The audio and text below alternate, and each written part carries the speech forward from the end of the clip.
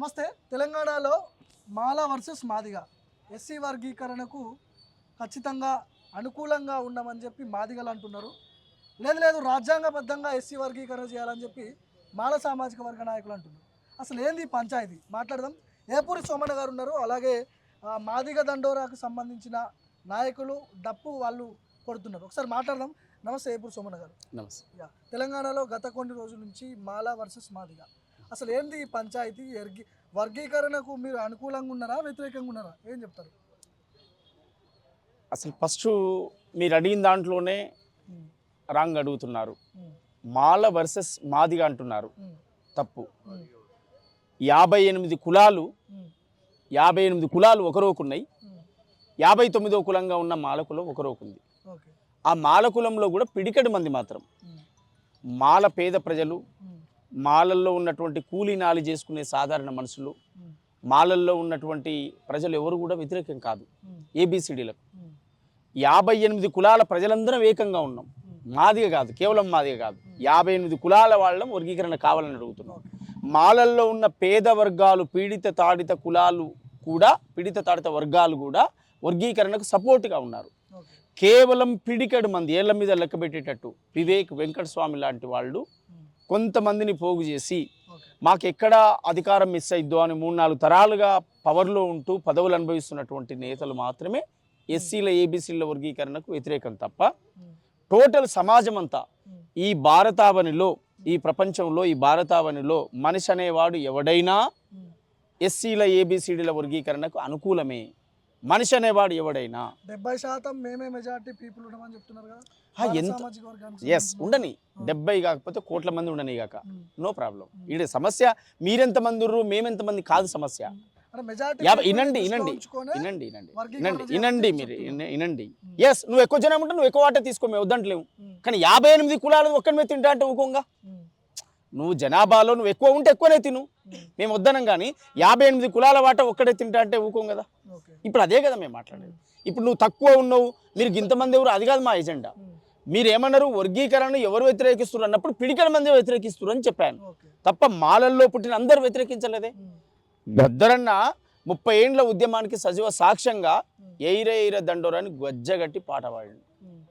మేము ఎట్లా వ్యతిరేకం అని అంటాం? గద్దరన్న లాంటి మేధావి వర్గం అనేక మంది ప్రజా ఉద్యమాల్లో, విప్లవోద్యమాల్లో పనిచేసేటువంటి ప్రతి ఒక్కరు కూడా ఎస్సీల ఏబిసిల వర్గీకరణ ఇవాళ చట్టసభల్లో కూర్చొని మాట్లాడేటువంటి వాళ్ళ కాంచి దండకారణ్యంలో తుపాకులు పట్టే అడవిలో ఉన్న అన్నల వరకు కూడా ఎస్సీల ఏబిసిడీల వర్గీకరణ న్యాయమైన సమస్య అని చెప్పారు. ఎస్, ఇంత క్లారిటీగా ఉన్న తర్వాత ఈ భూమి మీద ప్రతి రాజకీయ పార్టీ వర్గీకరణకు వ్యతిరేకమైన పార్టీ వ్యతిరేకంగా నిర్ణయం తీసుకునేది దాఖలాలు లేవు. మీరు ఇందాక చెప్పినట్టుగా ఏబిసిడి వర్గీకరణకు మాలలు కూడా అనుకూలంగా ఉన్నారు, కొంతమంది మాత్రమే ఇట్లాంటివి చేస్తున్నారు అని చెప్తున్నారు. మరి మాదిగా మాల రెండు వర్గాలు కలిసి కొట్లాడొచ్చు కదా ఎస్సీ వర్గీకరణ కోసం. అదే అంటున్నా. కొంతమంది ఎందుకు రాజ్యాంగబద్ధమైన ఇది కావాలని మాట్లాడుతున్నారు, రేంజర్ల రాజేష్ లాంటి వాళ్ళు. ఒక్కటే మాట చెప్తున్నా, అంటే నేను ఇక్కడ ఎవరి పేర్లు ప్రస్తావించదలుచుకోలేదు, నేను ప్రస్తావించను. ఎందుకంటే ఎస్సీల ఏబిసిల వర్గీకరణ అనేది ఇప్పుడు కామెంట్ చేసి మాట్లాడుతూ వ్యతిరేకంగా మాట్లాడుతున్న వాళ్ళు పుట్టలే. దండోరా ఉద్యమం పుట్టినప్పుడు వాళ్ళు పుట్టలే. నేను ఎవరి పేరు పెట్టి ప్రస్తావించి నేను మాట్లాడను. నేను నా జాతి హక్కుల కోసం మాదిగ ఉపకులాలు ఎస్సీలో 58 కులాల కోసం గొంతెత్తడానికి వచ్చాను. ఈ గొంతెత్తడానికి కూడా ఎట్లా వచ్చాను? సమాజం అంతా మద్దతు ఉంది కనుక నేను మాట్లాడగలుగుతున్నాను. ఇప్పుడు నాది స్వార్థమే అయితే నా సభకి ఎవరు రారు. ఎస్, నాది నిస్వార్థమైనప్పుడు ఈ ప్రపంచమంతా నాకు మద్దతు ఇచ్చింది కదా. 30 ఏండ్లు ఒక్కడు మొదలైనటువంటి ఉద్యమం, కృష్ణమాదిగ నాయకత్వంలో మొదలైన ఉద్యమాన్ని ప్రపంచమంతా కావాల్సిందే ఎన్ని కమిషన్లు వేసినా కావాలన్నారా వద్దన్నారా మీరు చెప్పండి? కావాలన్నారా వద్దన్నారా మీరు చెప్పండి? ఎస్, ఒక్కసారి ఈ 30 ఏండ్ల కాలంలో జరిగిన ప్రతి ఒక్క వేదికను ఒక్కసారి చెక్ చేయండి. మళ్ళీ మీరు 30 ఏండ్లు జరిగిన అనేక సభలను మీరు చేయండి. అన్ని రాజకీయ పక్షాలు ఎంఆర్పిఎస్ వేదిక మీద ఉన్నాయా? మొన్న పెట్టినటువంటి మాలల సభ వేదిక మీద ఉన్నాయా? అన్ని రాజకీయ పక్షాల్లో ఉన్నటువంటి బీసీలు, ఎస్సీలు, ఎస్టీలు, అగ్రకులాలు, ప్రధానమంత్రులు, ముఖ్యమంత్రులు ఎంఆర్పిఎస్ వేదిక మీదకి వచ్చి మాట్లాడి ఎస్ ఇది కావాల్సిందని చెప్పారా? లేదా మాల మానాడు వేదిక మీదకి పోయి చెప్పారా? నేను అదే అంటున్నా, మీరు ఒక వేదిక, వాళ్ళొక వేదిక, ఈ రెండు వేదికలు ఎందుకు? ఒకటే వేదిక ఏర్పాటు చేసుకొని గవర్నమెంట్తో కొట్లాడుకొని వర్గీకరణ చేసుకోవచ్చు కదా అని ఒక చర్చ వస్తుంది. మీరు వాళ్ళని అడగాలి. కాదు 58 కులాలుగా మేము అందరం కలిసి పంచుకుందాం అంటున్నాం. 59 నేను ఒక్కనే తింటా అంటుండు. అన్యాయం ఏడుందో మీరు వాళ్ళని అడగాలి. వచ్చాను లెక్కలు ఉన్నాయా? మెజారిటీగా మేము ఉన్నామని చెప్పి మీరు అంటున్నారు, వాళ్ళు ఉన్నామని వాళ్ళు అంటున్నారు. నీకు అర్థమవుతుందా? మీరు భార్గవ్ బాగా గుర్తుపెట్టుకో. నువ్వు ఒక్క కులం, మేము 58 కులాలు. ఎవరికి పంచాలే ఏం రావాలో నువ్వే చెప్పు. ఇప్పుడు మాల వర్సెస్ మాదిగా ఉపకులాలను ఎవడు పట్టించుకోవట్లే కదా. లే నో నో నో నో మీరు బాగా గుర్తు తప్పు తప్పు తప్పు తప్పు తప్పు తప్పు తప్పు 30 ఏండ్ల దండోర ఉద్యమంలో మేము వెలుగులోకి తీసుకొచ్చినటువంటి కృష్ణ మాదిగన్న గారి నాయకత్వంలో వెలుగులోకి తీసుకొచ్చినటువంటి అంశాలు, ఎస్సీల్లో 59 కులాలు ఉంటే 59 కులాల్లో 59వ కులమే తింటుంది, 58 కులాల ప్రజలు అన్యాయం అవుతున్నాము. మాకు ఉపకులాలైనటువంటి బైండ్ల, సింధు, డక్కలి ఇంకా అనేక కులాలు ఉన్నాయి. ఈ 58 కులాలుగా మేము సామాజిక న్యాయం కావాలని అడుగుతున్నాం. ఒక్క మాదిగలకు పంచని అన్నట్లే మా నినాదం. మేడ కూడా మాదిగలకు పంచని లేదే. మాదిగలకు పంచని కాదు మా నినాదం. ఎన్ని వర్గాలు ఉన్నామో, ఎన్ని ఉపకులాలు ఉన్నామో అందరికీ సామాజిక న్యాయం కావాలి. విడిపోవడం అనేదే విడిపోయి కలిసి ఉందాం. అన్నదమ్ములుగా నువ్వు నేను కలబడుతూ తన్నుకుంటున్న ఒక గోడ కాడ గట్టి కాడ పంచాది వచ్చింది. తన్నుకుంటాం కదా, ఆ గోడ సరి చేసుకొని మనం కలిసి ఉందాం. సమాజం ఇదే కదా అర్థము. కొంతమంది నాయకులు మాల సామాజిక వర్గానికి సంబంధించిన నాయకులు పేర్లు మెన్షన్ నేను కూడా మెన్షన్ చేయట్లేదు ఇక్కడ, మందాకృష్ణ మాదిగని టార్గెట్ చేస్తూ మాట్లాడుతున్నారు. 30 ఏళ్ల నుంచి ఆయన నల్లకండ వేసుకున్నప్పటికీ కూడా ఆయన స్వార్థం కోసమే ఆయన పనిచేస్తున్నాడు, దళిత వర్గానికి ఆయన ఎట్లాంటి న్యాయం చేయలేదని చెప్పి మాట్లాడుతున్నారు. మందాకృష్ణ మాదిగ కాలి గోటికి కూడా సరిపోని వెదవళ్ళు కామెంట్ చేస్తే మేము మాట్లాడాల్సిన అవసరం మాకు లేదు. వాళ్ళు బహిరంగంగానే మాట్లాడుతున్నారు. వినండి తినమరిగినోడివి కనుక నీకు మంట నొప్పి పుడుతుంది, కడుపు ఆకలితో కాలుతుంది కనుక మాకు ఆవేదన ఉంది. మేము పాడే పాట వేరు, మేము మాట్లాడే వాయిస్ వేరు. మా వాయిస్లో దుఃఖం, కన్నీళ్ళు, అవమానం, మీరు దళితులు, మీరు అర్జెన్సులు, మీరు మాదిగోళ్ళు అనే అవమానం మాకుంది. ఎస్, కానీ ఇతరులు మాట్లాడేదంటే అట్లా లేదు. మైసమ్మ దున్నపోతులు బలిసినట్టుగా మెడలు తిరగకుండా బలిసి ఒక్కొక్కడు బాగా తిని బలిసి మేమే తింటాం. అంటే ముక్కేడ ఉందంటే స్ట్రైట్గా ఇలా చూపించాలి. చుట్టూ తిప్పుకొచ్చి 341 అలా చెప్పలేదు. 341 ఏం చెప్పిందంటే, ఒరేయ్ మేము చదువుకున్నాం, మేము మేధావులం, వాళ్ళు 7 చదివిర్రు, వాళ్ళు 8 చదివిర్రు, నువ్వు ఇంటర్ చదివి, డిగ్రీ చదివి, పిహెచ్డీ చేసి పీకింది ఏం లేదు. సామాజిక న్యాయం అనే సూత్రం తెలియకపోతే నువ్వేం చదువుకుంటే ఏం లాభం? 341 ఏం చెప్తుందంటే, భారత రాజ్యాంగంలో ఏ కులాన్నైనా షెడ్యూల్ తెగలకు సంబంధించిన ఒక కులాన్ని చేర్చాలన్నా, ఒక కులాన్ని తీసేయాలన్నా 341 వర్తిస్తుంది. కానీ రిజర్వేషన్లకు 341కు సంబంధం లేదు.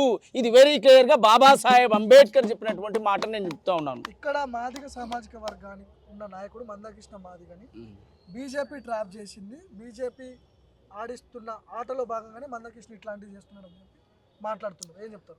గతంలో యూపీఏ గవర్నమెంట్కి మేము మద్దతు ఇవ్వలేదా? ఇచ్చామా లేదా? మీరు చెప్పండి. ఎస్సీ వర్గీకరణకి మీరు చెప్పండి, ఇచ్చామా లేదా?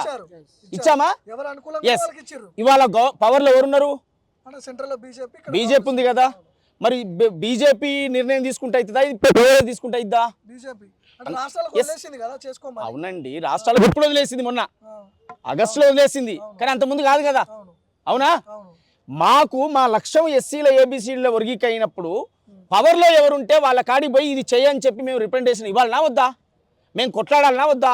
నా న్యాయమైన సమస్య నువ్వు తీరుస్తా అన్నప్పుడు నువ్వు ఎవరు అయితే మాకేంటి, నీకు మద్దతు ఇస్తాం కదా. మేము మా సమస్య నువ్వు తీరుస్తున్నప్పుడు మీకు మేము మద్దతు ఇచ్చడం తప్ప? మా ఎజెండా వర్గీకరణ. ఇక్కడ సిచ్యువేషన్స్ వేరు కదా. రాష్ట్రంలో కాంగ్రెస్ పార్టీపై రెడ్ల పార్టీ అనే ముద్ర ఉంది, రెడ్డి ముఖ్యమంత్రి ఉన్నాడు. వర్గీకరణ ఎట్లా సాధ్యమవుతుందని మీరు అనుకుంటున్నారు? ఒక్కటే బాగా గుర్తుపెట్టుకోండి, రెడ్లు మేము మాదిగలకు వ్యతిరేకంగా భావించట్లేదు, రెడ్లను మాదిగలకు వ్యతిరేకంగా భావించట్లేదు. గతంలో రాజశేఖర రెడ్డి కాదా వర్గీకరణకు అసెంబ్లీ తీర్మానం చేయించలేదా? కేసీఆర్ వెలమదూరమ కాదా అసెంబ్లీకి ఓకే అని తీర్మానం చేసినోడు కాదా? కిరణ్ కుమార్ రెడ్డి కాదా? రోషయ్య వైశ్య కాదా? అన్ని కులాలు దీన్ని సమర్థించినాయి కదా.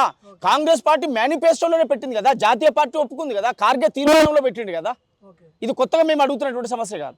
అందువల్ల ఎవడో పనికి మాలోడు వాడో వీడో కామెంట్ చేసి ఆ రాజకీయ నిరుద్యోగంగా ఉన్నటువంటి వాళ్ళు కొంతమంది కామెంట్ చేస్తే దాన్ని మేము ఏదో కాదు. ఇది ఈ సభ 1,00,000 డప్పులు 1000 గొంతుల కార్యక్రమం, ఎవ్వడికి పోటీ కాదు. ఇప్పుడు పోటాపోటీగా సభలు పెట్టినట్టు ఇది అసలు పోటీ కాదు, ఇది పోటెట్లేదండి. వినండి కళాకారులుగా 30 ఏండ్ల ఉద్యమాన్ని కృష్ణమాదిగ గారు భుజాల మీద మోస్తే కళాకారులుగా చివరి అంకంలో ఉన్నటువంటి న్యాయమైన డిమాండ్ను మళ్ళొక్కసారి వెలిబుచ్చే విధంగా చేస్తున్న ప్రయత్నమే తప్ప ఇది ఎవ్వడికి పోటీ కాదు. పోటీగా పెట్టాలనుకుంటే ఎవడు తట్టుకోలేడు. మేము సభలే పోటీగా పెట్టాలనుకుంటే ఎవడు తట్టుకోలేడు. అసలు అట్లా పోటీ సభలే మాకొద్దు.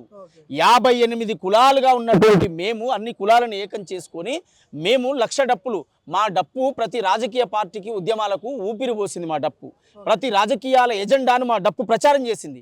ఇలా మా హక్కుల కోసం మేము మొదటిసారిగా రోడ్డు మీదకి వచ్చి మా హక్కులు కావాలని చెప్పి మేము మాట్లాడుతూ ఉన్నాం.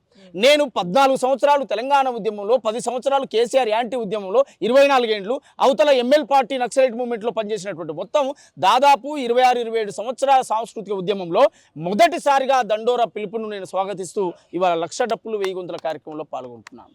నా జాతిలో పుట్టి నా 27 ఏళ్ల శ్రమంతా కూడా ఇతర పార్టీలకు, ఇతర వర్గాలకు ఉపయోగపడ్డది. ఇవాళ ఇప్పుడైనా నా కులం కోసం నేను చేసుకోవద్దా? నా కులం కోసం చేసుకుంటున్నాను. నువ్వు మాలోడివి, నువ్వు దొంగోడివి, నువ్వు లంగోడివి, నువ్వు దోపిడిదారివి అని నా నోట నేను అలాంటి పదాలు మాట్లాడను. మాలలు నా సోదరులే, నా అభిప్రాయాలను గౌరవించే వాళ్ళు నా సోదరులే, మా అభిప్రాయాలను గౌరవించే వాళ్ళు, మా ఎజెండాను ఒప్పుకునే వాళ్ళు మా సోదరులే. నేను ఎవరిని దూషించను. అయినండి ఎవరిని కూడా దూషించా. నా సోదరులే. ఎవడో ఒక్కరిద్దరు మూర్ఖులు మాట్లాడుతున్న దానికి జాతిని మొత్తం తిట్టం. మేము మాల జాతిని మేము తిట్టం. అసెంబ్లీ ఎన్నికల్లో కావచ్చు, లోక్సభ ఎన్నికల్లో కావచ్చు, మాదిగలకు టికెట్ల విషయంలో, పదవుల విషయంలో మీకంటే మెజార్టీగా పెద్ద పదవుల్లో మాలలే ఉన్నారు కదా, మీకు ఎక్కడ న్యాయం జరిగింది? ఇది అడగాలి మీరు, ఇది అడగాలి మమ్మల్ని కాదు అంటే ఇంకా మేము ఎంత అన్యాయానికి గురి కావాలి అంటే ఇప్పుడు మీరు అంటారు కదా, మీరు పోటాపోటీ సభ అంటారు. ఇప్పుడు పోటాపోటీ సభ అంటారు మీరు. ఇది మాది పోటీ సభ లాగుందా? మా కడుపుకాయలు ఉరుతున్నట్టుందా? మాట్లాడిన మాటలు ఒక నిజం చెప్పారు. మీరు ఏమన్నారంటే మంచి కీలక పదవుల్లో ఉన్నారు, ముగ్గురు ప్రజాప్రతినిధులు. చాలా మంచి అంటే రాజకీయంగా ఆగమే. మీ నోటికి న్యాయం వచ్చింది. 75 ఏండ్లుగా అన్న మాట్లాడండి అశోక్ అన్న. మీరు ఒక మాట అన్నారు, ఇదే మరి ముఖ్యమంత్రి పక్కకు మీరు ఎవరు లేరు, మీకు నిజంగా అన్యాయం జరిగింది కదా అంటున్నావు. గదే చప్పుడు, ఇదే 1,00,000 గొంతులు.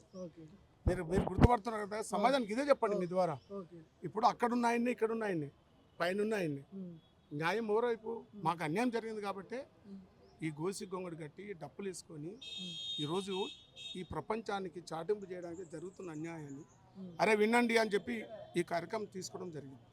ఇక్కడ ఉన్న కవులు, కళాకారులు వేలాది మంది ఇక్కడ వచ్చారు. మీరు సభకు పోటీ కాదు మాది. ఆ సభలో ఏ కళాకారులు ఉన్నారు చూసారా? వాళ్ళ వెనుక ఒక ఉపకులం ఉందా?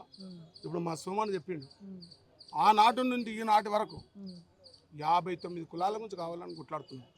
కానీ ఇప్పుడు ఎప్పుడైతే సుప్రీంకోర్టు ఆగస్టు 1న సుప్రీంకోర్టు మీరు వేసిన పిటిషన్ తప్పు అని చెప్పి పూర్తి ఫుల్ బెంచ్ మాకు సమాధానం ఇచ్చి ఆ కేసును కొట్టేసినాక ఏదైతే బలిసినా, ఇప్పుడు ఆంబోతులాగా బలిసిన మెడలు తిరగకుండా కొంతమంది ఎవరైతే ఉన్నారో ఈ రిజర్వేషన్ వస్తే రేపు పొద్దున నన్ను పక్కకు పెడతారేమో, క్రిమినల్ వస్తే ఇక్కడ అన్యాయం జరుగుతుంది. ఎందుకంటే ఒకటే కుటుంబాలు 10 మంది కనిపిస్తున్నారు కదా, అలా అయ్యే మొదలుకొని ఇప్పుడు వాళ్ళ మంది దాకా ఉన్నారు కదా, వాళ్ళే తప్ప ఇంకా ఎవ్వరు కూడా వ్యతిరేక. నేనేమంటున్నా అంటే సోమన్న గారు, ఇప్పుడు వాళ్ళని ఎట్లయితే బెదిరించి భయపెట్టి పదవులు తీసుకుంటున్నారో, టికెట్లు తీసుకుంటున్నారో, ఆ చైతన్యం మాదిగలకు ఎందుకు ఉండట్లేదు, భయపెట్టలేకపోతున్నారు అంటున్నా.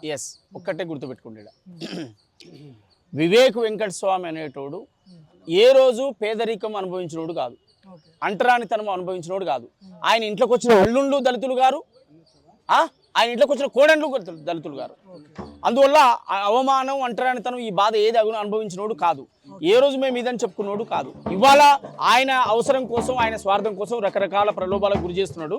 దాన్ని మేము ఎట్టి పరిస్థితులు ఏకీభవించాం. వివేక్ వెంకటస్వామి కాదు, ఆయనే అయ్యమల్ల దిగొచ్చినా కూడా వర్గీకరణ ఎవడు ఆపడు.